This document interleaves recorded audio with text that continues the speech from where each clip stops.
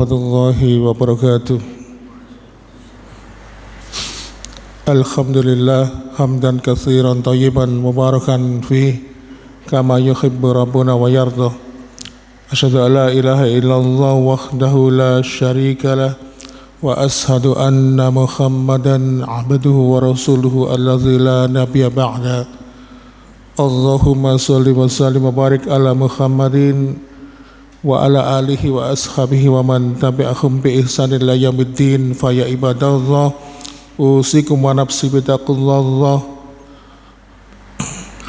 Ya ayyuhalladzina amanu taqullaha haqqa tuqatih wa la tamutunna illa wa antum muslimun. Senantiasa kita bersyukur pada Allah Subhanahu wa taala yang telah memberikan kesempatan kepada kita dipersuakan kembali dalam kesempatan yang mulia di pagi hari ini. Karena sesungguhnya banyak sekali kenikmatan yang kalau kita hitung pada malam hari ini. Jadi apabila kita ini tadi berangkat dari rumah ya, sebelum masuk waktu sholat subuh ya, menurut penelitian Allah Subhanahu wa taala banyak memberikan karunia kepada kita berupa tersebarnya gas ozon. Jadi ozon itu levelnya di atas oksigen. Nah, ozon ini banyak berterbaran di waktu menjelang waktu sholat subuh. Makanya kalau kita keluar dari rumah, berjalan, menghirup udara bebas, banyak mengandung ozon, maka ketika terhirup di pernapasan kita, maka ketika ozon itu sudah menyatu dengan aliran darah, maka bisa meningkatkan sistem imun.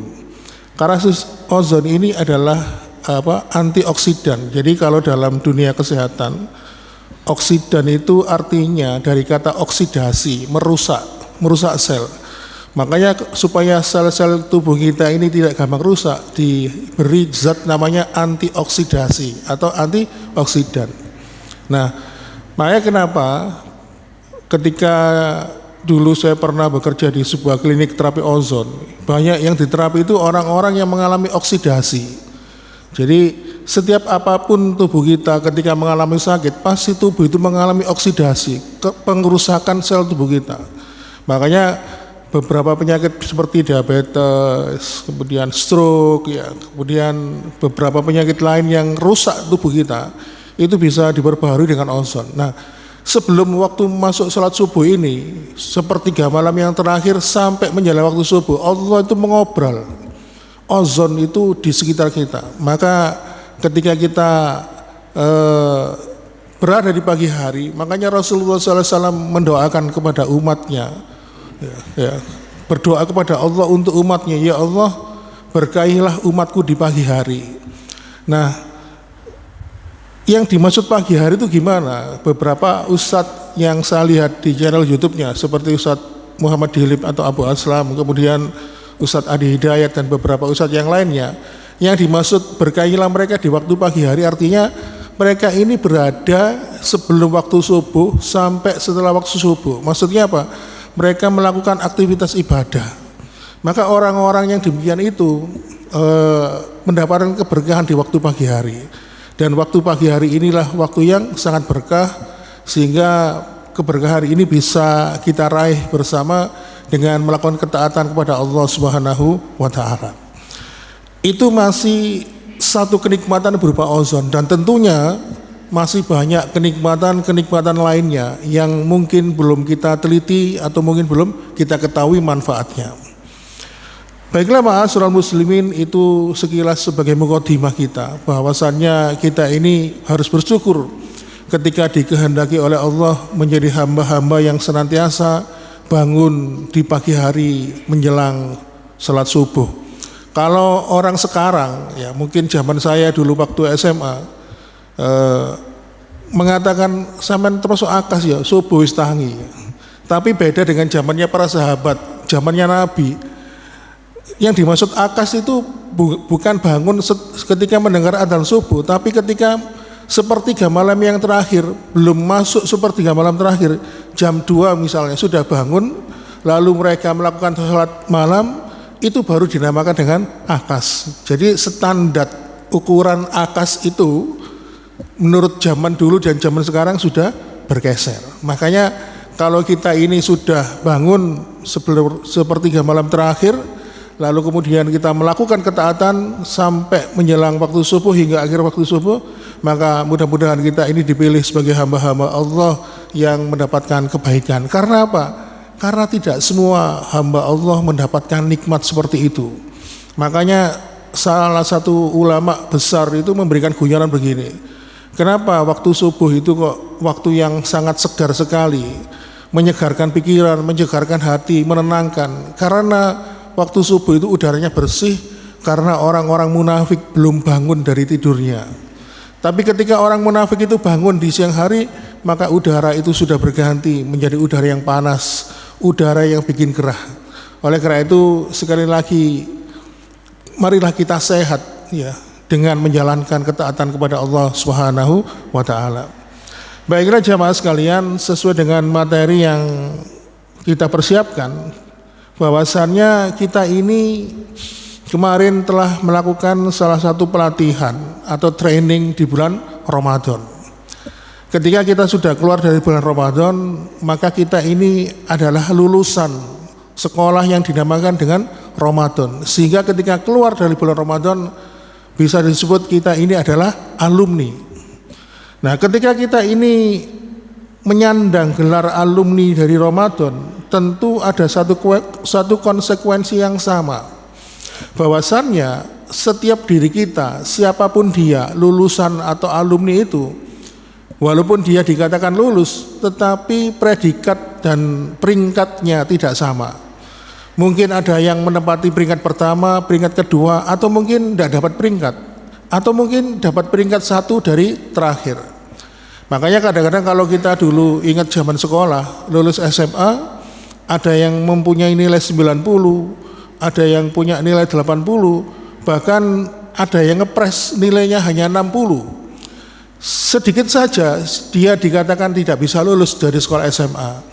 Nah, begitu juga dengan Ramadan, ketika seseorang itu keluar dari bulan Ramadan, juga begitu, ada beberapa amalan-amalannya yang diijabah oleh Allah Subhanahu wa taala. Ada beberapa amalannya yang ditolak oleh Allah, ada juga yang dia tidak mendapatkan apa-apa. Makanya pernah waktu itu dalam sebuah kesempatan khutbah Jumat saya pernah menyampaikan goals atau tujuan utama Ramadan itu apa? Yaitu ketika kita mendapatkan ampunan dari Allah Subhanahu wa taala. Lalu kemudian barulah predikat-predikat yang lainnya, misalnya kita mendapatkan Lailatul Qadar dan sebagainya. Nah, oleh karena itu ma'asyiral muslimin, pada pembahasan kita pada pagi hari ini kita titik beratkan, kenapa sih ketika kita keluar dari Ramadan itu kok tidak sama apa yang kita dapatkan? Ada yang dapat nilai 90, ada yang dapat nilai 80, bahkan ada yang ngepres nilai 60. Perlu diketahui ma'asyiral muslimin, sesungguhnya Allah itu hanya menerima yang baik dan yang terbaik. Jadi dalil aklinya, jadi dalil itu ada dalil akli sama nakli. Kalau akli itu dalil secara pemahaman umum, kalau nakli dalil secara literasi, misalnya ayat Al-Quran atau hadis. Kalau akli itu dalil secara umum, secara pemikiran. Misalnya begini, ada seorang petani, ya sebelum menanam padi dia menyiapkan lahannya dulu. Ya, kalau Pak Ari ini pasti tahu, ahli pertanian, disiapkan lahannya dulu, dikasih pupuk hingga mengandung humus, hingga tanah itu menjadi subur. Lalu kemudian disiapkanlah benih padi yang terbaik, disiangi kalau dalam istilah ilmu pengetahuan alam ya. Lalu disebarkanlah benih padi itu, disemai, lalu dijaga. Tanaman itu agar tumbuh, dijaga dari hama, kemudian dijaga dari perusak-perusak lainnya seperti tikus dan sebagainya, atau mungkin ular. Kemudian dijaga airnya. Lalu kemudian ketika semuanya itu sudah dilakukan, sang petani itu tentu berharap panen padinya itu mendapatkan hasil yang bagus.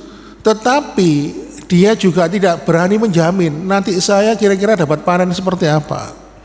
Nah, ternyata waktu panen itu ada hujan angin sehingga akhirnya tanaman padinya yang sudah mulai ranum tadi kena angin, akhirnya tanamannya roboh sehingga akhirnya sebagian harus dipanen padahal belum memasuki waktu panen.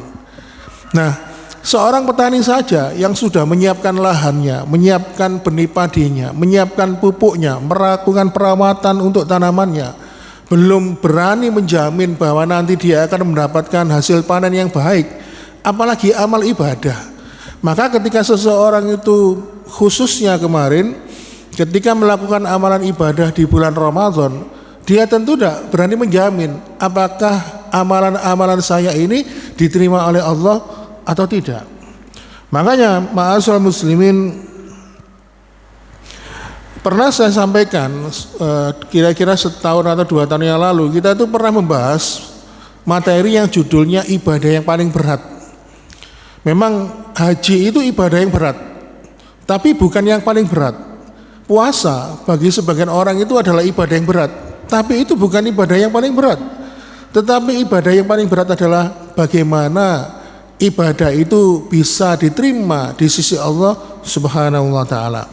Makanya ada kisah yang cukup masyhur dari seorang ulama yang bernama Hasan Al-Basri. Ketika hari Senin dan Kamis sore, tampak sedih wajahnya, murung wajahnya, sehingga gelagat perubahan wajah, mimik wajah ini ditangkap oleh salah seorang santrinya. Ketika mengamati demikian, sang santri pun nekat bertanya, "Wahai guru, kenapa kalau saya amati setiap Senin sore, Kamis sore jenengan ini kok wajahnya gelisah, murung, seperti ada beban?" Lalu Imam Hasan Al-Basri pun mengatakan, "Karena sesungguhnya aku pernah teringat Rasulullah SAW pernah bersabda bahwasannya amal-amal perbuatan manusia itu disetorkan oleh malaikat pencatat amal kepada Allah setiap hari Senin dan Kamis. Aku khawatir jangan-jangan di hari Senin dan Kamis itu tidak ada catatan amalku yang disetorkan kepada Allah." Jadi Imam Hasan Al-Basri itu sampai kepikiran, jangan-jangan saya tidak diterima amal saya. Kemudian ada juga tentang seorang ulama yang bernama Ato. Beliau ini berprofesi sebagai penjual kain di pasar. Ketika mau berangkat itu selalu dipilih kainnya, dipilih semua, dipilah-pilah, dipilih yang mana yang baik, yang mana enggak, disortir lah istilahnya. Lalu ketika kain yang sudah dipilihnya tadi dibawa ke pasar untuk dijual. Lalu ketika di pasar ada seorang pembeli, dia itu milih-milih kain tersebut. Setelah pembeli itu mengetahui ada cacat di kain tersebut, dia nggak jadi beli. Lalu akhirnya seorang ulama yang bernama Ato ini pun menangis terseduh-seduh, sehingga akhirnya sang pembeli kain itu mengatakan, "Kalau seandainya engkau tadi menangis gara-gara aku tidak jadi beli kain ini, ya tidak apa-apa, aku beli saja." Tetapi Ato mengatakan, "Tidak begitu. Masalahnya tadi sebelum aku berangkat, aku sudah memilih kain yang paling bagus. Aku teliti semuanya satu persatu, jangan sampai ada yang cacat. Tapi ternyata engkau mengetahui di salah satu kain yang aku jual ini ada kain yang cacat. Maka bagaimana dengan amal-amalku? Aku selama ini selalu berusaha menjaga agar amalku ini dengan harapan dapat diterima oleh Allah Subhanahu wa taala, mengikuti perintah Allah, menjalankan sunnah, mencontoh Rasulullah SAW.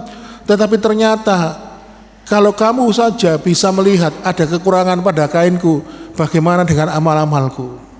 Akhirnya pembeli itu tadi mengerti kenapa ulama yang bernama Ato ini menangis. Oleh karena itu ma'asyiral muslimin, tentu kita kalau memasuki bulan Syawal, tentang ucapan selamat Hari Raya Idul Fitri, sering ada ungkapan hari ini telah mencapai kemenangan, ya, dengan PD-nya mengatakan begitu. Padahal siapa yang berani menjamin seseorang itu mendapatkan kemenangan? Barang seakan-akan dia mengatakan saya telah menaklukkan bulan Ramadan. Padahal tidak ada siapapun yang berani menjamin bahwasannya dia mampu mendapatkan kemenangan, menaklukkan bulan Ramadan dengan amalnya diterima di sisi Allah Subhanahu wa taala. Oleh karena itu ma'asyiral muslimin, seorang ulama yang bernama Imam Ibnul Qayyim menyampaikan salah satu musibah yang menimpa seorang mukmin adalah ketika dia merasa pede amalannya diterima oleh Allah Subhanahu wa taala. Makanya para sahabat dulu itu doa yang mereka panjatkan kepada Allah ketika bulan Ramadan itu berlalu, bahkan doa itu senantiasa dibaca, dimunajatkan kepada Allah sampai 6 bulan berikutnya. Apa doanya? Yaitu semoga Allah menerima amalan-amalan ibadah mereka. Makanya Rasulullah SAW mencontohkan kepada kita, kalau memasuki bulan Syawal, Idul Fitri, bukan minal aidin wal faidin yang diucapkan, tapi taqabbalallahu minna wa minkum, semoga Allah menerima amal ibadah kita. Artinya apa? Rasulullah SAW pun berdoa, memohon agar ibadah kita selama bulan Ramadan pun diterima oleh Allah Subhanahu wa taala. Oleh karena itu para muslimin, salah satu indikator seseorang itu amal ibadahnya diterima oleh Allah, ini dijelaskan dalam Al-Quran. Ini sering dibaca Pak Fauzi kalau ngimami ya. Surat Al-Lail, fa amma man atawattaqa wa saddaqa bil husna fasanuyassiruhu lil yusra. Maka barang siapa yang memberikan hartanya di jalan Allah dan dia senantiasa bertakwa kepada Allah dan membenarkan fasaddaqa bil husna, yaitu membenarkan perbuatan kebaikan itu dengan harapan terbaik dia mendapatkan surga, fasanuyassiruhu lil yusra, maka dia akan mendapatkan kemudahan baginya. Artinya ketika seseorang itu senantiasa membenarkan perintah Allah, maka dia akan dimudahkan untuk melakukan amalan-amalan berikutnya. Makanya para ulama ini pun memberikan sebuah kaidah, inna min jazail hasanah al hasanatu ba'daha. Kalau Allah itu menerima amal ibadah seseorang, maka pasti hamba itu akan dimudahkan untuk melakukan amal-amal ibadah selanjutnya. Misalnya kalau di bulan Ramadan kita kemarin banyak melakukan ibadah puasa fardu, puasa Ramadan, maka selepas dari bulan Ramadan kita akan banyak melakukan amalan-amalan ibadah puasa sunnah. Kalau di bulan Ramadan kita setiap malam qiyamul lail, maka selepas dari bulan Ramadan kita juga melakukan amalan salat sunnah, terutama salat malam. Kalau di bulan Ramadan kita kemarin banyak membaca Al-Quran, maka selepas dari bulan Ramadan kita pun juga membaca Al-Quran sebanyak-banyaknya. Begitu juga. Jadi ketika Allah menerima amal seseorang itu, dia akan dimudahkan untuk melakukan amalan-amalan berikutnya. Tetapi kalau Allah menolak amalan hamba itu, ya seperti yang kita ketahui bersama, banyak yang ke masjid itu hanya ketika pas bulan Ramadan saja. Begitu memasuki 1 Syawal, unjung-unjung ke tetangga, lupa kalau ada masjid, sehingga akhirnya keterusan tidak ke masjid lagi. Bahkan dia tidak melakukan ketaatan ibadah kepada Allah lagi. Makanya kadang-kadang banyak masjid itu ketika memasuki 1 Syawal, memasuki hari raya Idul Fitri, masjid yang awalnya ramai langsung jadi sepi. Nah ini contoh. Makanya kita itu harus bersyukur kepada Allah Subhanahu wa taala, karena kita masih diberikan istiqomah, kita menjadikan taat kepada Allah bukan hanya ketika dalam bulan Ramadan, tetapi kita menjadi taat kepada Allah juga kepada bulan-bulan setelahnya. Karena Allah yang kita sembah sama dengan Allah yang kita sembah ketika di bulan Ramadan dan di luar bulan Ramadan. Oleh karena itu ma'asyiral muslimin, salah satu ungkapan yang diberikan oleh Allah Subhanahu wa taala tentang amalan yang diterima oleh Allah itu diibaratkan seperti pohon, di mana pohon itu akarnya mendalam di dasar bumi, lalu tinggi pohon itu menjulang ke atas. Sebagaimana ketika Allah Subhanahu wa taala memberikan gambaran di surat Ibrahim dari ayat 24, 25 dan 26. Di situ Allah Subhanahu wa taala berfirman, Alam tara kaifa daraballahu masalan kalimatan thayyibatan kasajaratin thayyibatin asluha sabitu wa far'uha fis sama.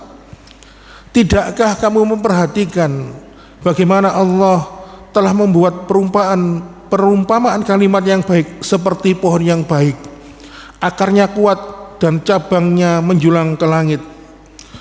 Lalu kemudian ayat berikutnya, pohon itu menghasilkan buahnya pada setiap waktu dengan seizin Tuhannya, dan Allah membuat perumpamaan untuk manusia agar mereka selalu ingat. Dan perumpamaan kalimat yang buruk seperti pohon yang buruk yang telah dicabut akar-akarnya dari permukaan bumi tidak dapat tegak sedikit pun. Ini menunjukkan bahwa ketika seseorang amal ibadahnya diterima oleh Allah, maka amalan itu akan menjadi abadi dalam kehidupan akhirat.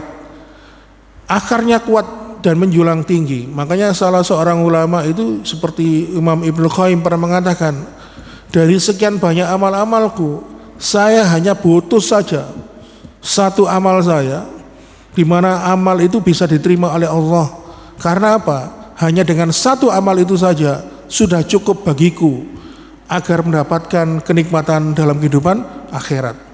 Dan ma'asyiral muslimin, mengenai amal yang tidak diterima atau ditolak ini banyak sekali dalilnya. Seperti di dalam surat Al-Kahfi ayat 103 ayat 104, katakanlah Muhammad, apakah perlu kami beritahukan kepadamu tentang orang yang paling rugi perbuatannya, yaitu orang yang sia-sia perbuatannya dalam kehidupan dunia, sedangkan mereka mengira telah berbuat baik sebaiknya.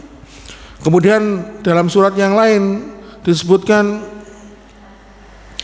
bahwasannya seperti yang digambarkan oleh Allah di surat Al-Furqan, bahwasannya amalan-amalan manusia itu seperti haba'an mansura, debu yang berterbangan. Artinya apa? Amalannya muspro, tidak bernilai di hadapan Allah Subhanahu wa taala. Kemudian yang sering dibaca ketika sholat, amilatun nasibah tasla narun hamiyah. Mereka bersusah payah melakukan amal ibadah kepada Allah, tetapi justru amalan tersebut memberatkan dirinya, tetapi dia tidak mendapatkan pahala dari amalan tersebut. Ini ditujukan untuk orang-orang yang melakukan perbuatan bid'ah. Oleh karena itu, ma'asyiral muslimin, dan kemarin waktu khutbah Jumat saya menyampaikan sebuah riwayat tentang seorang laki-laki yang beribadah selama 60 tahun, tetapi Allah tidak menerima ibadahnya selama 60 tahun itu. Disebabkan karena apa?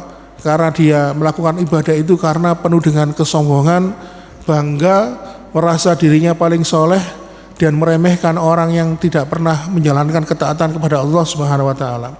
Oleh karena itu, ma'asyiral muslimin, salah satu ciri orang beriman yaitu apabila mereka ini beramal kepada Allah, mereka ini menjadi cemas. Jangan-jangan amal ibadah mereka tidak diterima oleh Allah, jangan-jangan amal ibadah mereka ditolak oleh Allah. Sebagaimana ketika Allah berfirman di surat Al-Mu'minun ayat 60, waladina yu'tuna ma'ataw wa qulubuhum wajilatun annahum ila rabbihim raji'un. Dan mereka yang memberikan apa yang mereka berikan sedekah dengan hati yang penuh rasa takut, karena mereka tahu sesungguhnya mereka akan kembali kepada Tuhannya. Ketika membaca surat ayat ini, Ibunda Aisyah bertanya, ya Rasul, apakah ayat ini berkaitan mereka orang yang mencuri? Apakah berkaitan dengan orang yang membunuh? Bukan, kata Rasulullah. Ayat ini berkaitan dengan orang-orang beriman. Mereka takut jangan-jangan amal ibadahnya tidak diterima oleh Allah Subhanahu wa taala. Dan sebagai penutup, kita belajar dari Umar bin Khattab, seorang sahabat yang tidak pernah pede, seorang sahabat utama yang kata Rasulullah sudah dijanjikan surga untuknya. Tetapi Umar bin Khattab ini banyak keistimewaannya. Misalnya, pertama, dia dijamin masuk surga. Kemudian dia adalah seorang pemimpin pertama di muka bumi ini yang diberikan gelar Amirul Mukminin. Kemudian setan jika bertemu dengan Umar bin Khattab berpapasan, setan itu lebih milih menghindar karena dia takut bertemu dengan Umar bin Khattab. Kemudian ketika dia masuk Islam, musuh-musuh Islam itu langsung tergetar hatinya karena takut. Nah, di zaman Umar bin Khattab menjadi khalifah, imperium besar seperti Romawi, Konstantinopel diobrak-abrik, sehingga akhirnya apa? Imperium besar itu menjadi takluk dan akhirnya membuka jalan dakwah juga ke benua Afrika. Kemudian Umar bin Khattab itu sering protes kepada Rasulullah SAW. Ucapan-ucapannya itu ternyata ada sekitar 33 ayat Al-Quran yang diturunkan oleh Allah berkaitan dengan ucapan Umar bin Khattab.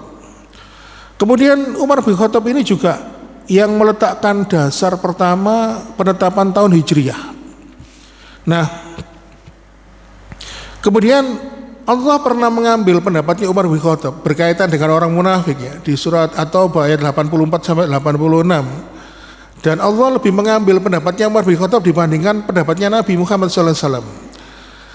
Kemudian ma'asyiral muslimin, tetapi semuanya itu, semua kelebihan Umar bin Khattab itu menjadikan dia tidak pernah pede. Dia khawatir jangan-jangan amal ibadahnya tidak diterima oleh Allah Subhanahu wa taala. Contoh misalnya, sebelum Rasulullah SAW meninggal dunia, beliau memberikan wasiat kepada Hudzaifah ibnul Yaman untuk menyimpan catatan nama-nama orang munafik. Jadi Rasulullah itu memberikan daftar. Itu nanti yang akan meninggal ini daftarnya orang-orang munafik yang di dalam hatinya ada kemunafikan. Yang tahu isi daftar itu hanya Allah, Nabi Muhammad sama Hudzaifah ibnul Yaman. Nah, Umar bin Khattab itu penasaran, tanya, "Wahai Hudzaifah, apakah ada namaku di situ?" Hudzaifah tidak mau jawab. Sampai Umar bin Khattab itu merengek-rengek. "Hudzaifah, katakanlah, siapa yang masuk daftar orang munafik itu? Apakah ada diriku di situ?" Karena apa? Umar bin Khattab khawatir. Karena dia khawatir takut meninggal dalam kemunafikan. Akhirnya Hudzaifah mengatakan, "Tenanglah Umar, tidak ada namamu di dalam daftar Nabi itu." Lalu kemudian akhirnya Umar bin Khattab pun bersyukur karena dia terhindar dari sifat kemunafikan. Lalu kemudian dalam kisahnya ketika dia mengimami sholat subuh, dalam sebuah riwayat Umar bin Khattab ini meninggal ketika mengimami subuh, ditikam dengan sebelah pisau yang sudah dilumuri racun dari golongan orang Majusi yang bernama Abu Lu'lu'ah, ditancapkan di punggungnya. Lalu kemudian ketika jatuh tersungkur itu, wajahnya dipangku oleh putra beliau. Lalu kemudian, "Jangan kau pangku wajahku ini, letakkanlah di atas tanah, tempelkanlah wajahku ini di atas tanah," kata Umar begitu kepada putranya. Lalu mengatakan, celakalah Umar jika Allah tidak mengampuni dosa-dosanya. Dan ketika Umar bin Khattab ini meninggal dunia, para sahabat pun banyak bertanya kepada Rasulullah SAW. Umar bin Khattab ini meninggalnya setelah Rasulullah SAW. Saya ralat. Jadi Umar bin Khattab meninggalnya setelah Rasulullah SAW. Tapi ketika dia meninggal dunia, dia tidak percaya dengan dirinya sendiri. Tetapi akhirnya Rasulullah SAW dulu jauh sebelumnya mengatakan, sesungguhnya Umar fil jannah, Umar kedudukannya berada di surga. Inilah ma'asyiral muslimin contoh bahwasannya seorang sahabat utama saja yang dijuluki sebagai penduduk surga, dia tidak pernah merasa pede dengan amal ibadahnya, dan tidak pernah pede dengan amal ibadah ini diterima atau tidak adalah ciri khas seorang hamba yang beriman kepada Allah Subhanahu wa taala. Dan senantiasa Rasulullah SAW memberikan contoh kepada kita, banyak-banyak memohon agar ibadah kita itu diterima oleh Allah. Sebagaimana ketika Nabi Ibrahim pun ketika diperintahkan membangun Ka'bah, beliau juga berdoa, Rabbana taqabbal minna innaka antas samiul alim. Artinya agar Allah menerima persembahan Nabi Ibrahim dalam membangun Ka'bah ini dengan menerimanya. Oleh karena itu, ma'asyiral muslimin, pelajaran dari bulan Ramadan adalah bahwasannya kita ini digembleng dalam satu bulan penuh dengan harapan menjadi hamba-hamba yang bertakwa. Dan takwa di sini sebagai indikator kita di hadapan Allah Subhanahu wa taala, karena sesungguhnya inna akramakum indallahi atqakum, sesungguhnya seorang hamba yang paling dekat dengan sisi Allah adalah mereka yang paling bertakwa kepada Allah Subhanahu wa taala. Demikian ma'asyiral muslimin, mungkin yang singkat pada kesempatan pagi hari ini memberikan manfaat. Bila ada kekurangan mohon maaf. Sesungguhnya karena kebenaran hanyalah milik Allah, sedangkan diri saya pribadi tentunya mempunyai banyak kekurangan. Dan marilah kita tutup dengan bacaan kafaratul majelis. Subhanakallahumma wa bihamdika asyhadu alla ilaha illa anta astaghfiruka wa atubu ilaik. Wassalamualaikum warahmatullahi wabarakatuh.